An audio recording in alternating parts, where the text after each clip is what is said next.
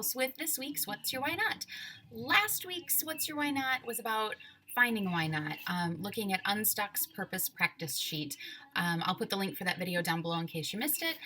But figuring that I know when I went through that sheet, I took a while to do it. I really gave it a lot of thought. So, and as Marianne, Pocket Full of Vintage here on YouTube, really nicely put it, she liked the idea of being analytical to explore. Oh, goodness. She liked the idea of taking an analytical approach to our values and our feelings and our emotions and our wants and our needs.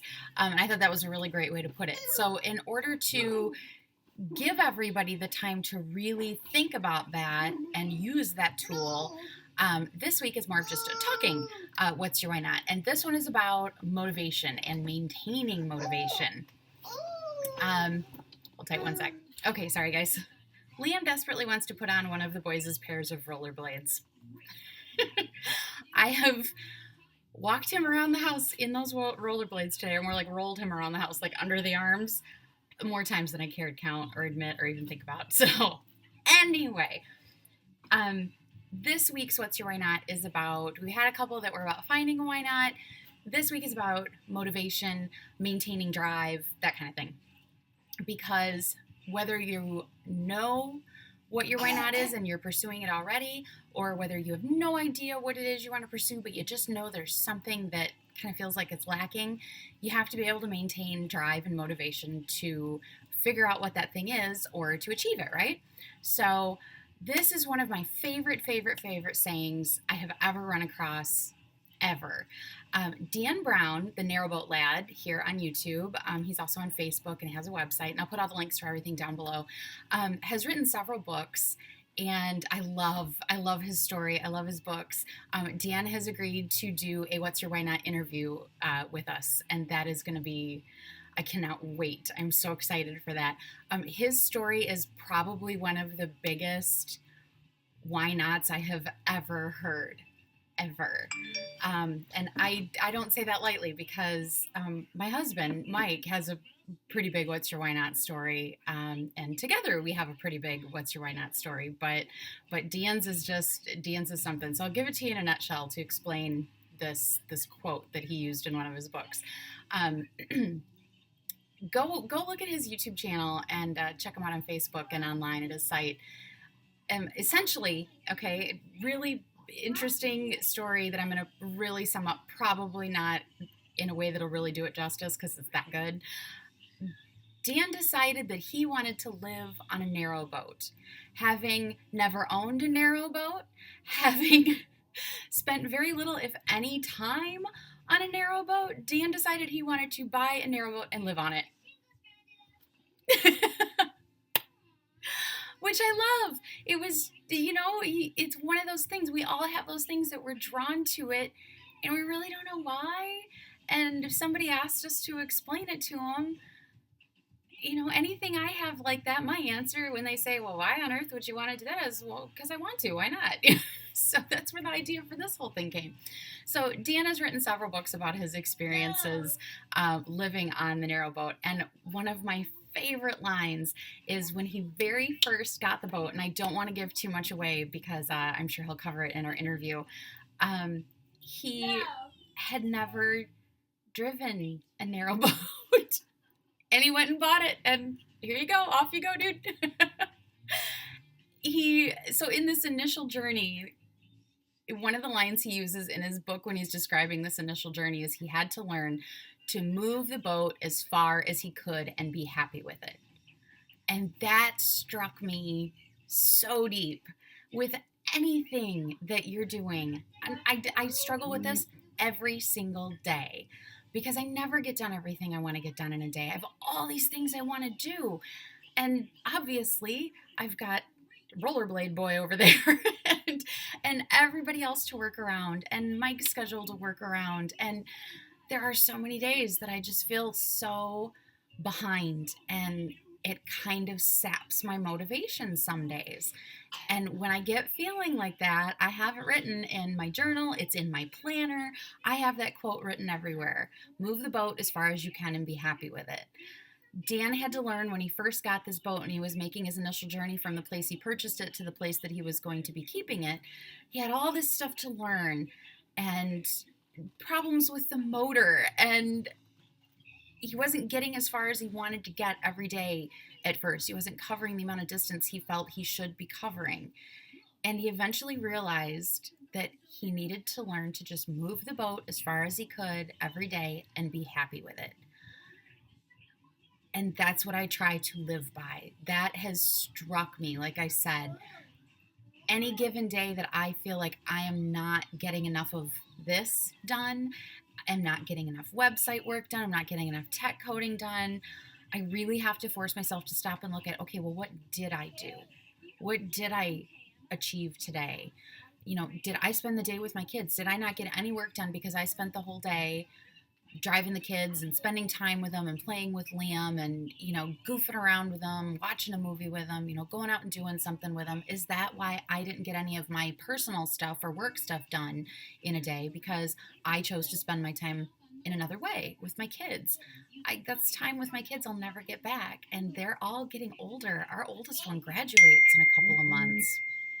So, you know, I'm really feeling that lately. Like that is not wasted time. Um, did I take time to read or to knit or to journal? And, you know, maybe I took an hour doing one of those things instead of working. And if I did that, I probably needed that hour. So if I got an hour's worth of work done and an hour's worth of journaling done, well, then I moved the boat as far as I could, and I'm going to choose to be happy with it. Because if I chose that personal time over that work time, I guarantee you I needed it. When I was a single mom with 4 kids working 2 jobs, I could only pursue this need that my brain had to constantly be filled with math and science and productivity stuff. And the only way I could feel the tiniest bit fulfilled with all the other stuff going on was if I took 5 minutes pretty much every day and putting something into my brain that I was interested in, then I had to be okay with the fact that it was just 5 minutes. I moved that boat as far as I could, and I was happy with it. You're shaking the whole desk, buddy. You want to come see me? Somebody still has an icky face. You still have an icky nose. Hi. Arr. Oh, are you making a growly face? Arr, growly face, Liam.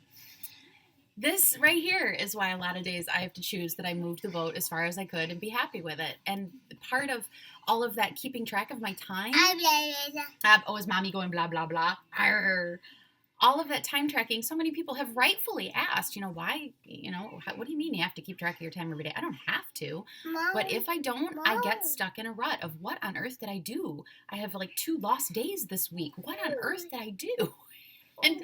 And that's where time tracking comes in. That helps me to keep myself from kicking myself. And it does help me to remember, oh yeah, all day Tuesday, Liam and I played. So while the kids were in school, so I didn't get any work done, or I only got an hour's worth of work done, or whatever the case may be.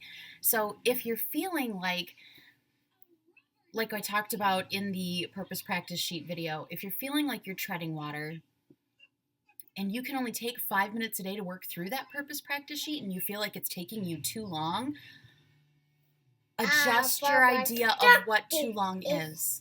That's one thing I really had to learn, especially after I got remarried. When Mike and I got married, and that meant I gained 2 sons, and then we decided we wanted to have one together. Hi, BB.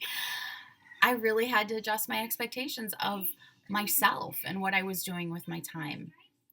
I had to adjust how much I was getting into my brain that I was interested in and that I wanted to pursue before I met Mike. And I was, a single parent and working 2 jobs and had 4 kids by myself. I had to adjust my expectations of myself for what I could get into my brain and how much time I had.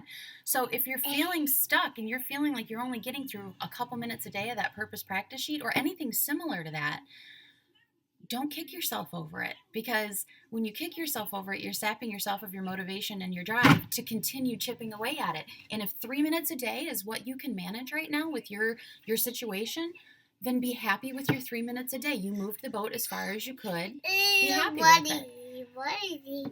That's that big meaning for that quote for me. I'm so sorry if he's distracting you guys.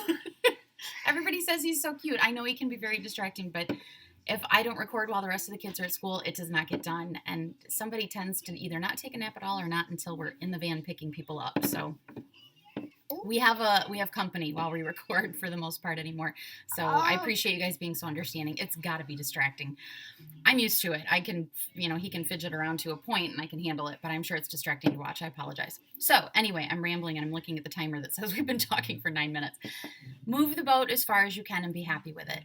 If it's 2 or 3 minutes a day, even if it's you want to get through that purpose practice sheet and you're working 2 jobs, so you don't even, let's say you don't have it with you, just the thought you put into it, that is worth something. Every minute you put into building yourself so that you are open to your why nots, every minute of that is worthy. It's valuable. And if that's all the further you move the boat that day, then fine. That you moved the boat. Better to have moved the boat than not, right? And that was one thing that struck me in Dan's story, was that initial journey when he was really new and he was, intimidated and I'm sure kind of afraid. And that's, man, intimidated is like the best word I can think of for that. If you only moved the boat so far, at least you moved the boat. You didn't sit in one spot. Oh, buddy, that hurts. Ooh, he got my hand. So that is my lesson for this week. My idea for this week is moving the boat as far as you can and being happy with it. If you do a video pertaining to that, if you do a blog post about that, a journal entry that you wouldn't mind sharing, by all means, you guys share. You can go to the blog at whatsyourwhynot.com.